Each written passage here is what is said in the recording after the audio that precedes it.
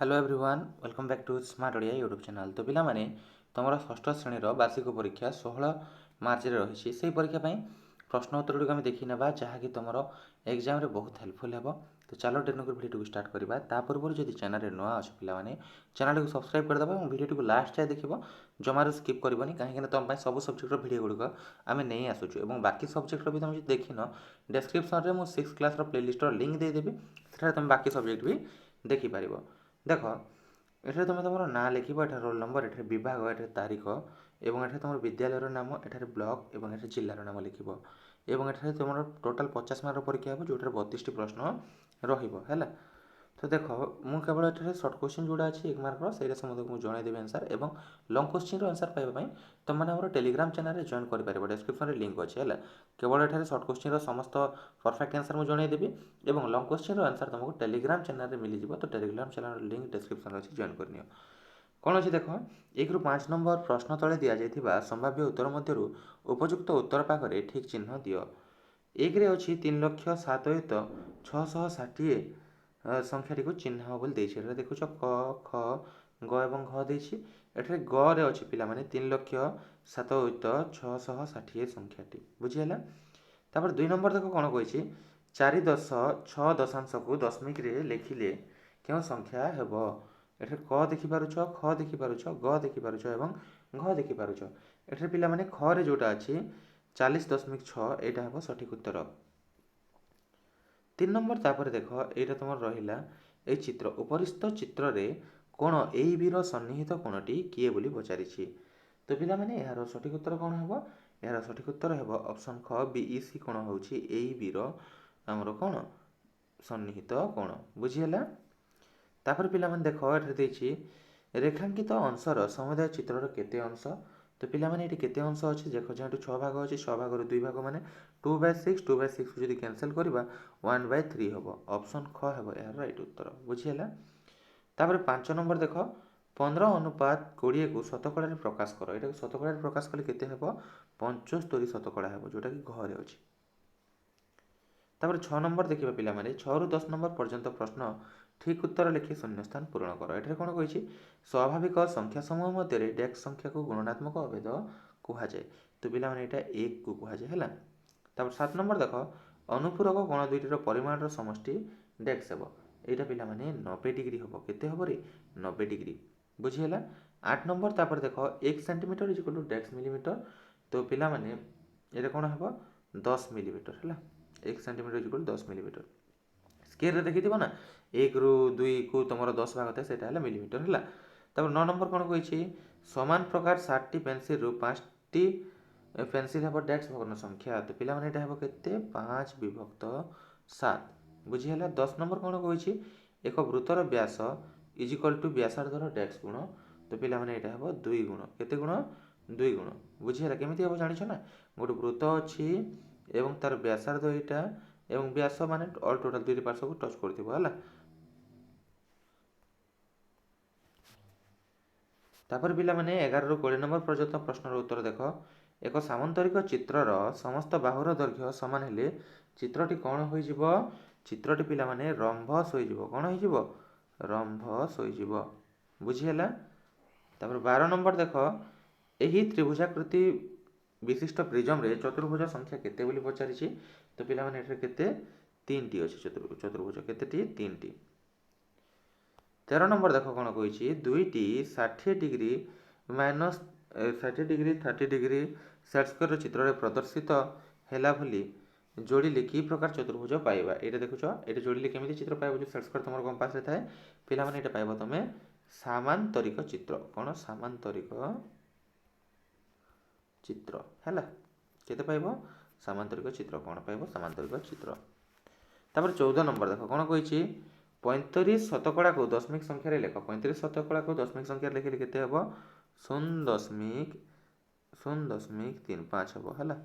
तार 15 नंबर कही 17 जोगात्मक विलोमी संख्याटी केते 17 जोगात्मक विलोमी संख्याटी हेब -17 केते हेब -17। तापर देखिपार चित्र दत्त चित्र रे एडी को एबीसी त्रिभुजर कौन कहुए ये जो एडी रहा यह त्रिभुजर कौन कहुए पिला माने एटा कहुए मध्यमा बोली कहुए कौन कहुए मध्यमा ବୁଝିହେଲା। ଭୂମିର ଉପରିସ୍ଥ ଯେଉଁ ଶୀର୍ଷ ଅଛି ଏବଂ ଭୂମିର ମଧ୍ୟବିନ୍ଦୁକୁ ଛୁଇଁଥିବା ରେଖା କ'ଣ କୁହାଯାଏ? ମଧ୍ୟମା କୁହାଯାଏ। -5xyz ରାଶିରେ ୱାଇର ସହଗ କେତେ ବୋଲି ପଚାରିଛି। ତ ପିଲାମାନେ ଏଠାରେ କେତେ ହେବ? -5xz ହେବ। ବୁଝିହେଲା। -5xz ହେଉଛି ଆମର ୱାଇର ସହଗ। ତାପରେ ଏଠାରେ ଦେଇଛି 18 ନମ୍ବର, ଚିତ୍ର ଦେଖି ଏହି ଜ୍ୟାମିତିକ ଉପକରଣ ନାମ ଲେଖ। এই ଜ୍ୟାମିତିକ ଉପକରଣ ନାମ କ'ଣ ପିଲାମାନେ? ସମସ୍ତେ ଜାଣିଥିବ, ଏଇଟା ହେଲା ତମର ଡିଭାଇଡର। କ'ଣ ପିଲାମାନେ? ଡିଭାଇଡର। ବୁଝିହେଲା। ତାପରେ 19 ନମ୍ବର ଦେଖ, 5/9ର ସମଭଗ୍ନ ସଂଖ୍ୟାଟି ଲେଖ। ଏଇଟାର ସମଭଗ୍ନ ସଂଖ୍ୟା କ'ଣ ଲେଖିପାରିବା? 10/18 ଲେଖିପାରିବା। ଆହୁରି ବି ଅନ୍ୟ କିଛି ଲେଖିପାରିବ ଯେଉଁଟାକି ଏହା ସହିତ ସମାନ ହେଉଥିବ। ହେଲା। ଦେଖ 15ରୁ 12 ବିୟୋଗଫଳ ଠାରୁ ଏକ ଅଧିକ ସଂଖ୍ୟା ସହ 20 ଗୁଣନକୁ ବନ୍ଧନୀ ବ୍ୟବହାର କରି ଲେଖ ବୋଲି ଦେଇଛି। ଏଇଟା କ'ଣ ଲେଖିବା? କେମିତି ଲେଖିବା ପିଲାମାନେ? 15 ବିୟୋଗ 12 ଯୋଗ 1 ଗୁଣନ 20 ଏମିତି ଲେଖିବା। ବୁଝିହେଲା। ତାପରେ ଦେଖ ଏଠାରେ ଦେଇଛି 21 ନମ୍ବର, 40513008କୁ ସ୍ଥାନୀୟ ମାନ ସାରଣୀରେ ଲେଖ। ତ ପିଲାମାନେ ଏଇଟା କ'ଣ କରିବ? ପ୍ରଥମେ ଏଇ ପାର୍ଶ୍ୱରେ ଏଟାକୁ ଫିଲ୍ଅପ୍ କରିବା। ହେଲା। ପ୍ରଥମେ ଏକକ ଏଠାରେ ଲେଖିବା, ଏଠାରେ ଦଶକ, ଏଠାରେ ଶତକ, ଏଠାରେ ହଜାର, ଏଠାରେ ଅୟୁତ, ଏଠାରେ ଲକ୍ଷ, ତାପରେ ନିୟୁତ, ତାପରେ କୋଟି। ଏତିକି ଲେଖିଲ। ତାପରେ ଏ ସଂଖ୍ୟା ଗୁଡ଼ିକ ଏଠାରେ ଫିଲ୍ଅପ୍ କରିଦେବ। 8 9 0 3 1 5 0 4। ହେଲା। ଏତିକି ଲେଖିଦେଲେ ତୁମର ଏଇଟା ଫୁଲ୍ ମାର୍କ ମିଳିଯିବ। ତାପରେ ଦେଖ କ'ଣ କହିଛି 22 ନମ୍ବର, ଦୁଇଟି ସଂଖ୍ୟାର ଲସାଗୁ 12 ଓ ସେ ଦୁଇର ଗୁଣଫଳ 48, ସେମାନଙ୍କର ଗସାଗୁ ନିର୍ଣ୍ଣୟ କର। ତ ଆମେ ଜାଣିଛୁ ଗସାଗୁ ଜାଣିବା ପାଇଁ କ'ଣ? ସଂଖ୍ୟା ଦ୍ୱୟର ଗୁଣଫଳ ବିଭକ୍ତ ଲସାଗୁ କରିବା। ତ ସଂଖ୍ୟା ଦ୍ୱୟର ଗୁଣଫଳ କେତେ? 48 ଏବଂ ଲସାଗୁ କେତେ ଅଛି? 12। ତ ଆମର କେତେ ହେଇଯିବ? 4 ହେବ ଏହାର ଉତ୍ତର। ବୁଝିହେଲା।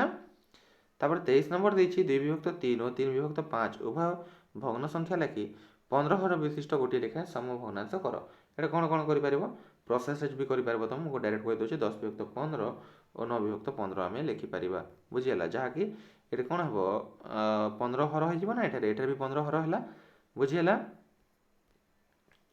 ତାପରେ ପିଲାମାନେ 24 ନମ୍ବର, ସାରଣୀରେ ମିନୁ ଓ ନବୀନ ବାର୍ଷିକ ପରୀକ୍ଷାରେ ବିଭିନ୍ନ ବିଷୟରେ ରଖିଥିବା ନମ୍ବର ଦିଆଯାଇଛି। ହେଲା।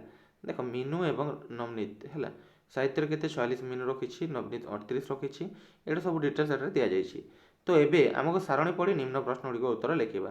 ଉଭୟ ସମୁଦାୟ କେତେଟି ବିଷୟରେ 40ରୁ ଅଧିକ ରଖିଛନ୍ତି ପିଲାମାନେ?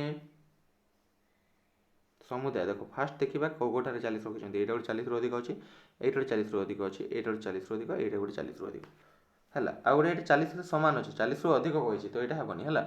ତ କ'ଣ ହେବ? ଏ ଦୁଇଟି ଟୋଟାଲ୍ 4ଟି ଜାଗାରେ 2 ଜଣ ମିଶିକି 40ରୁ ଅଧିକ ନମ୍ବର ରଖିଛନ୍ତି। ମିନୁ କେତୋଟି ବିଷୟରେ 25ରୁ କମ୍ ନମ୍ବର ରଖିଛି? କେତୋଟି ବିଷୟରେ ପିଲାମାନେ? 1 2 ଏବଂ 3। 3ଟି ବିଷୟରେ ସେ କ'ଣ କରିଛି? 25ରୁ କମ୍ ନମ୍ବର ରଖିଛି। ବୁଝିହେଲା। ତା 25 ନମ୍ବର ଦେଖ, ଏକ ସହରରୁ ଅନିତାର ଘର 150 କିଲୋମିଟର ଦୂର। ସେ ବସ୍ରେ 30 କିଲୋମିଟର ଆସିଲେ ବସ୍ରେ ଆସିଥିବା ଦୂରତାର ସମୁଦାୟ ଦୂରତାର କେତେ ଶତକଡ଼ା ହେବ? ଏରେ କ'ଣ କରିବ? 30/150 ଗୁଣନ 100 କରିଦେଲେ ଆମକୁ ଆନ୍ସର ମିଳିଯିବ। 0 0 କ୍ୟାନସଲ୍ ହେଇଯିବ, 15 ଦୁଣେ 30 ଏବଂ 2 ଗୁଣନ 10 କରିବା ଯଦି ଆମର କେତେ? 20 ଶତକଡ଼ା। ବୁଝିହେଲା। କେତେ ହେବ? 20 ଶତକଡ଼ା। ତାପରେ ସଂଖ୍ୟାରେଖା ସାହାଯ୍ୟରେ ଯୋଗ କର। ଏଇଟା ତୁମ ସଂଖ୍ୟାରେଖା ସାହାଯ୍ୟରେ +5 +8ର ଯୋଗ କରିପାରିବ। ହେଲା। ତାପରେ 27 ନମ୍ବର ଦେଖ କ'ଣ କହିଛି? ଏଇଟା ଏଇ ABCD ଚତୁର୍ଭୁଜରେ କର୍ଣ୍ଣଦ୍ୱୟର ନାମ ଲେଖ ବୋଲି କହିଛି। ଏଠାରେ କେଉଁଟା କର୍ଣ୍ଣ ହେବ ପିଲାମାନେ? ଏଠାରେ କର୍ଣ୍ଣଦ୍ୱୟର ନାମ କ'ଣ କ'ଣ ହେବ? AC ଏବଂ BD ହେବ ଦୁଇଟି କର୍ଣ୍ଣ। ହେଲା। AC ଓ BD ହେବ ଦୁଇଟି କର୍ଣ୍ଣ। ବୁଝିହେଲା। ତାପରେ ଦେଖ କ'ଣ କହିଛି? ସଗୁନ ପାଖରେ ଟି ଟଙ୍କା ଅଛି, କ୍ରିସ୍ ପାଖରେ ତା ଅପେକ୍ଷା 2 ଟଙ୍କା ଅଧିକ ଅଛି। ହେଲା। 9 ଟଙ୍କା ଅଧିକ ଅଛି। 9 ଟଙ୍କା ଅଧିକ ଅଛି। ତେବେ କ୍ରିସ୍ ପାଖରେ ଥିବା ଟଙ୍କାର ପରିମାଣ କେତେ? T = 5 ହେଲେ କ୍ରିସ୍ ପାଖରେ କେତେ ଟଙ୍କା ଅଛି? ଏଇଟା ସଲ୍ଭ କରିକି ମୁଁ ତୁମକୁ ଦେଇଦେବି ଆମର ଟେଲିଗ୍ରାମ ଚ୍ୟାନେଲରେ। ହେଲା। ତାପରେ ଦେଖ 29 ନମ୍ବର, ପିଙ୍କି ପାଖରେ ଗୋଟିଏ ରୁମାଲ ଅଛି ଯାହାର ଦୈର୍ଘ୍ୟ 24 ସେଣ୍ଟିମିଟର ଓ ପ୍ରସ୍ଥ 8 ସେଣ୍ଟିମିଟର। ତେବେ ପିଙ୍କି ରୁମାଲର ପରିସୀମା କେତେ ବୋଲି ପଚାରିଛି। ଏଇଟା ବି ତୁମକୁ ଟେଲିଗ୍ରାମରେ ମିଳିଯିବ। ମୁଁ ଆଗରୁ କହିଥିଲି ଲଙ୍ଗ କୋଶ୍ଚିନ୍ ଟେଲିଗ୍ରାମ ଚ୍ୟାନେଲରେ ମୁଁ ଦେଇଦେବି, ଜଏନ୍ କର। ହେଲା। ତାପରେ ଦେଖ 2/2/5 ଓ 1/3/4ର ଯୋଗଫଳ ସ୍ଥିର କରି ଯୋଗଫଳକୁ ମିଶ୍ର ସଂଖ୍ୟାରେ ପ୍ରକାଶ କର ବୋଲି ଦେଇଛି। ଏଇଟା ବି ତୁମକୁ ଆମର ଟେଲିଗ୍ରାମ ଚ୍ୟାନେଲରେ ମିଳିଯିବ। ଡେସ୍କ୍ରିପସନରେ ଲିଙ୍କ୍ ଅଛି, ଜଏନ୍ କରିନିଅ। 31 नंबर देख 12 मीटर दैर्घ्य विशिष्ट आयताकृति जमीर क्षेत्रफल 120 वर्ग मीटर यार चारिपाखे बाड़ देवाई 1 मीटर को 10 टंका हिसाब से मोट केते टंका दरकार हेबो बोली पचारि बुझीगला। तापर 32 नंबर देख पिला माने कंपास साहाय्य 90 डिग्री कोण अंकन करी तार समद्विखंडक अंकन कर बोली देछि। तो दैट्स वाई एतिक थिला तमर प्रश्न एवं एटा केवल प्रैक्टिस पाई एटा कोनोसी असली प्रश्न पत्र नुह मु आगुर कहि रखुछि एही भली प्रश्न तमर 16 तारिख परीक्षा रे आसीबो पिला माने। तो आई होप पिला माने वीडियो पसंद आइथिबो वीडियो पसंद आइसले वीडियो को लाइक शेयर एवं चैनल को सब्सक्राइब करबा को जमार भूलिबनी। देखा हेबो यथाशीघ्र एक नया वीडियो रे से बेला पर्यंत मते विदाय दियंतु। Thank you for watching see you in our next video.